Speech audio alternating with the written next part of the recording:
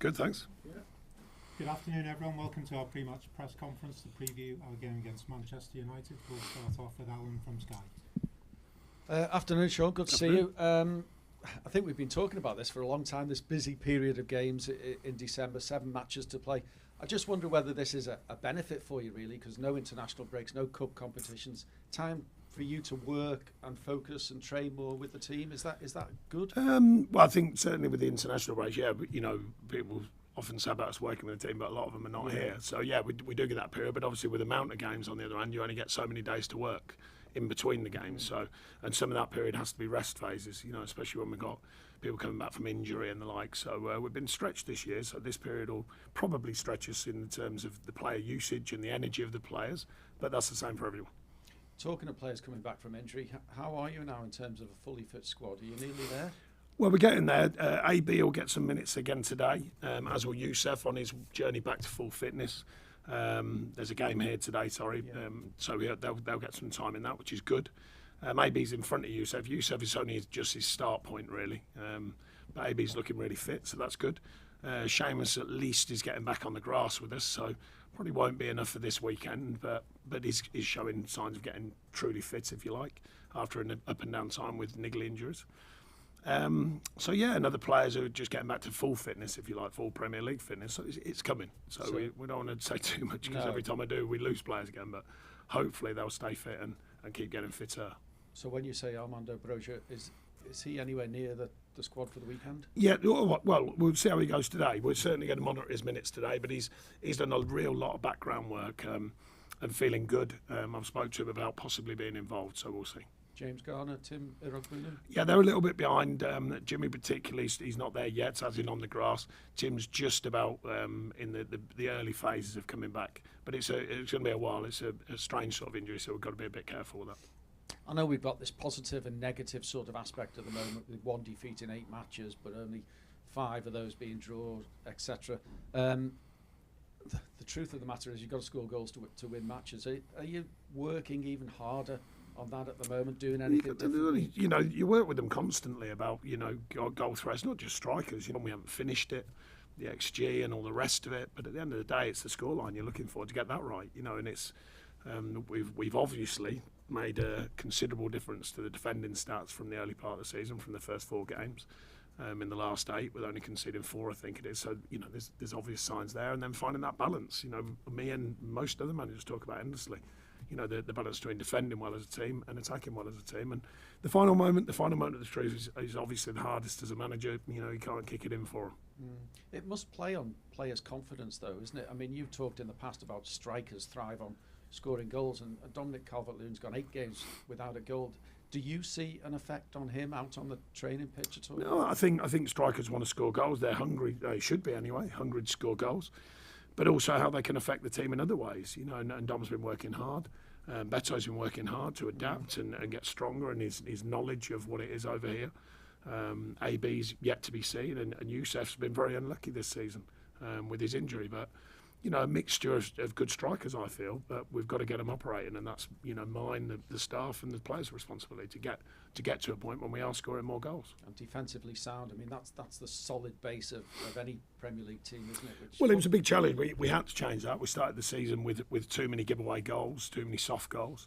We have changed that. That's quite obvious. And now, like I say, it's finding the balance between the work ethic of the group, not just the defensive unit, the work ethic of the whole team to make sure we're looking after ourselves as regards clean sheets or low goal tally to give us the best chance of operating in the attacking third and going scoring and winning games. So what of Manchester United on Sunday, Sean? Has your task been made a little more difficult because it's the new manager's first home Premier League game in charge? Well, I think everyone talks about a new manager bounce and all the rest of it, so it's more difficult in that kind of way of thinking, but they're good players. They've got good players. A new manager to the Premier League, maybe give a different feel to it. I'm sure he's been working with the players and trying to get his thoughts across in the limited sort of time period they've had, with obviously playing last night as well. Did you watch their game last night? I did. Have you met the manager before? Do you know at all? No, I don't know much of his work, other than stuff from the TV and stats and facts, but don't know much of his work. So, well, wish you luck.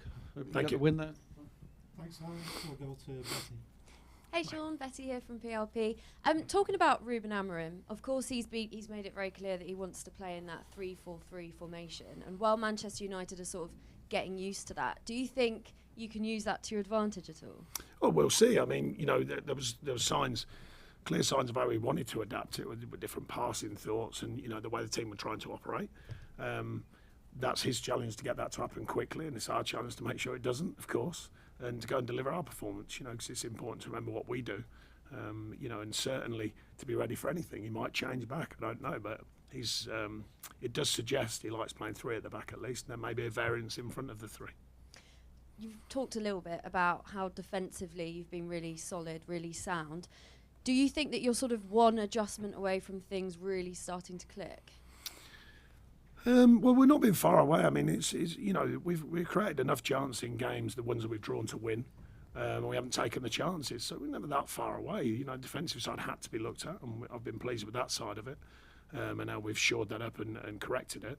But now finding that the fluid play, if you like, or sometimes, as I suggested, it might be a set piece. It doesn't always have to be fluid. There's different ways of scoring goals, but you want more goals from open play.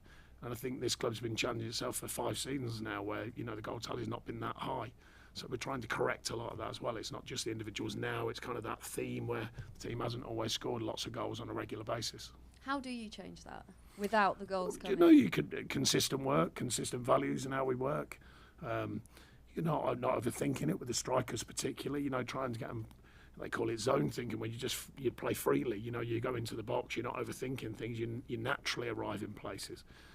Coaching with strikers is a very tricky thing. Most strikers and top strikers, I was talking to one yesterday with the Forest lads, Ian Storey-Moore, and he was saying there's a knack as a striker, there's a way of landing in the right place at the right time, and some of the best are like that. So mixing up with training ideas, with movement patterns, but also the striker going into the box free, if you like, to sniff a goal, and sometimes make a goal. Make a goal themselves. It's not always the team. Some of the best strikers, they find a goal by making it themselves. So there's that mixture. Not just strikers either, by the way. No, true. And talking about December and this tough run of fixtures, how do you prepare for fixtures like this? Because it doesn't really get much harder for you, does it? Well, I mean, I say all the time, I've been doing it a long time in the Premier League, and you've got to play them all, and everyone's aware of it. And every time, every one of these press conferences, there'll be another manager out there at some point where they're saying, "Oh, you got this tough run coming." Sorry. Even Pep at the minute, the legendary status that he has, even he's getting questioned what's the next game look like. So, that's the way it is, and the fixtures have given us this run, and yes, it's a tough run, but everything's tough in the Premier League. We've shown before that we can take these teams on, and that's what we've got to do again. Perfect, thank you. Thanks, Betty. We'll go to Julia. I'm going to stick with strikers just for a minute. In the previous game, you brought Beto on, and before it had been sort of Dom came off, Beto came on, you played 2 up top. Is that something in your search for goals that now you're thinking, I'm going to play them together, and can they play together to get those goals? We're just finding different ways of operating. I mean, the strikers we have here, I don't think any of them have played regularly in a 2.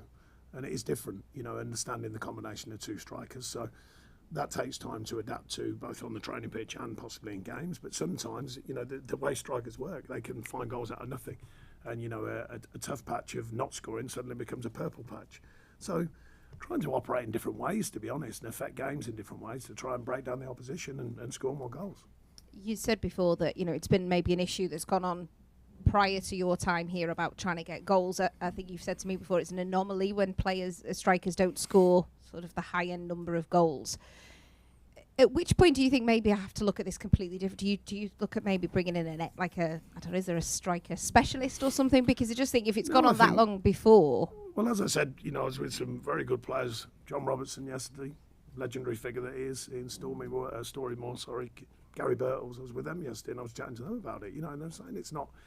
They don't remember striker coaches when they were kids. They just remember learning on the job and learning where to be in the right place at the right time. And like I say, that kind of, it's like an instinct for the top strikers. So you develop the running patterns, you develop where to go, you develop where the team can put the ball, but it's the final moment of truth is often down to the strikers. I said recently, I said it last week, in fact, most clubs buy strikers. It's very rare you just develop them. Some come out the system now and again.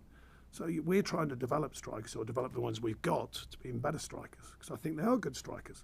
But developing that moment of truth is very difficult to just coach it. Because, you know, if everyone thought it was that easy, they'd all have striker coaches. Given there were no goals scored in the month and obviously the position that you're in right now, your overview of the season, are you worried right now it is a relegation battle again? No, it's nothing more than I thought it was going to be, in the sense that I didn't go into this season. You know, we've been selling players every season, so you're going to bring new players in. They've got to adapt. They've got to hit the ground running. We've been trying to make them do that. It was under no illusion that we'd just be romping up the table. You know, the team hasn't, the club hasn't done that for a number of seasons. So there's no reason why it's just, you know, like a magic click of the fingers and it all falls together. On the other hand, when you look at the games, I mean, you know, we still had them head scratches where you're amazed we didn't certainly get a point, if not 3 out of games. And if they were, I know it's easy to say now, but, you know, we had enough chance against Southampton to win that game, enough chance at Brentford to win that game. If you win them games, it all looks different. So we've got to remember we're not miles away from where we need to be as regards to performances. But now it's about adding in the killer moments, you know, and that's the biggest step that we've got to take now. But no, in the bigger picture, I was certainly hoping for better than we're doing at the minute, league-wise, and some of the performances. And I certainly wasn't expecting to get off to the beginning of the season that we did. On the other hand, there wasn't no illusion that it's just going to be an easy season, because it's not. You know, that was from the off. We knew that from the last couple of seasons. Can't change things overnight, not unless you've got lots and lots and lots and lots of money. And they've even tried that here, and that didn't work that well. So it's not that easy. There are some reports today around Nathan Patterson potentially going on loan in January. Who's reporting? Who? It's Tell me online who. saying that there are. I can get my phone out if you want. I can't remember the exact, but there are some claims. I think it's coming from north of the border saying that Rangers would be potentially a destination for him. So that's where it's come from. I just wondered is that an option for him to go out on loan, because and why isn't he able to? I know he's had injuries obviously, but he's back in training. Why isn't he able to get into? Yeah, we'll decide what happens with the players here, but he's on a journey back from a really serious injury, and he continues to be on that journey, but he's going along well. Thank you. Thanks, Julia. Any further questions in the open section? Carl, we'll go to you.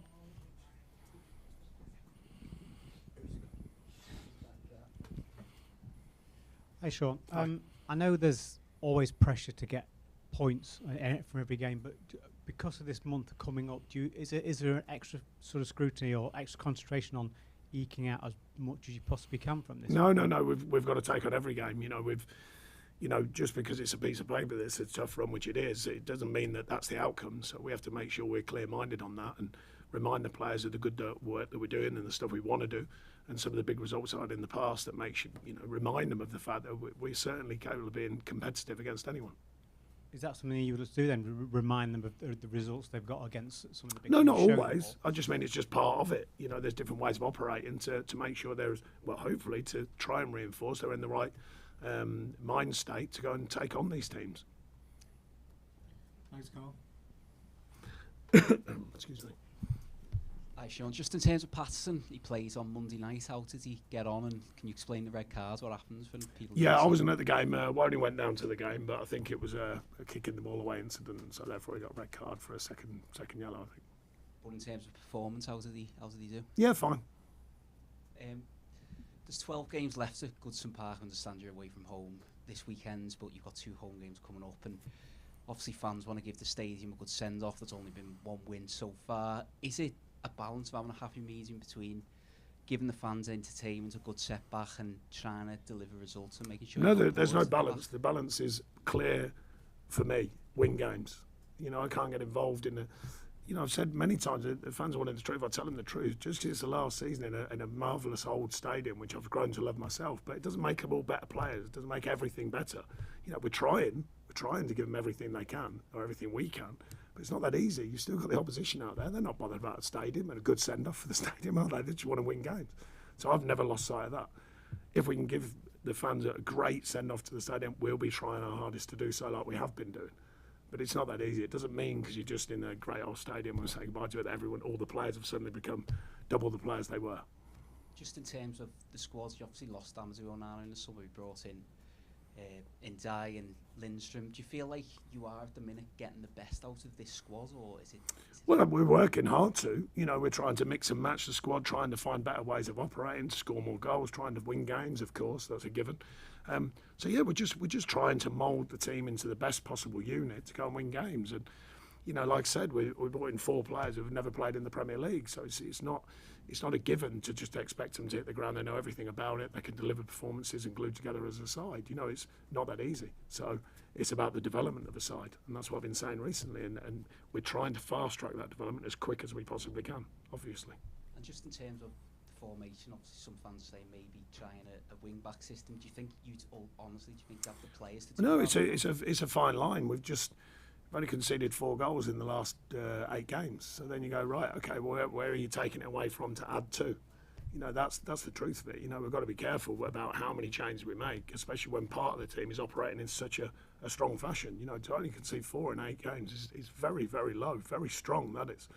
So, you know, it's that risk or reward of balancing out. Like I said, you've got to find both ends of the pitch. We've corrected one. We've got to now establish ourselves better in the attacking third. It's not always down to shapes.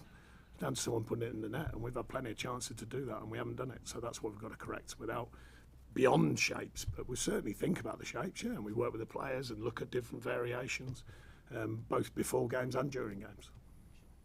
Thanks, Will. Any further questions in the open section? No. Thank you. Thank you.